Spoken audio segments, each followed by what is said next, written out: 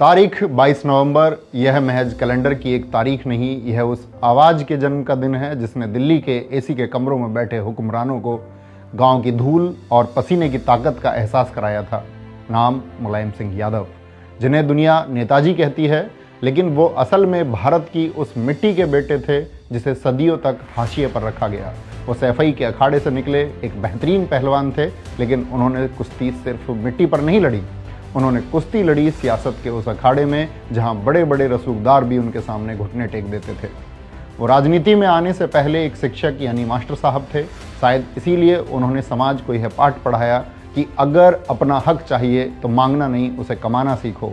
नेताजी का विजन सिर्फ एक राज्य तक सीमित नहीं था। जब वो देश के रक्षा मंत्री बने तो उन्होंने भारतीय सेना के लिए ऐसे फैसले लिए जो इतिहास बन गए, जिन्होंने -50 डिग्री के हार्ड कपा देने वाले तापमान में सियाचिन ग्लेशियर पर जाकर जवानों का हौसला बढ़ाया।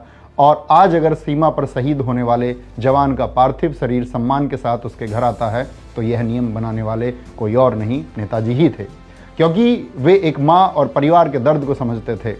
इतना ही नहीं, भारत की वायुसेना को आसमान का सिकंदर बनाने के लिए सुखोई 30 जैसे खतरनाक लड़ाकू विमान का सौदा भी नेताजी ने ही किया था।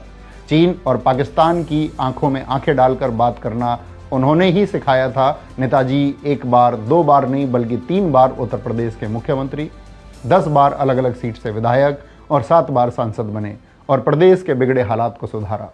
उन्होंने प्रदेश में चुंगी कर को खत्म कर व्यापारियों और दुकानदारों को बहुत बड़ी राहत दी और सामाजिक न्याय की मशाल जलाकर पिछड़े और शोषित समाज को सत्ता में हिस्सेदारी दिलाई।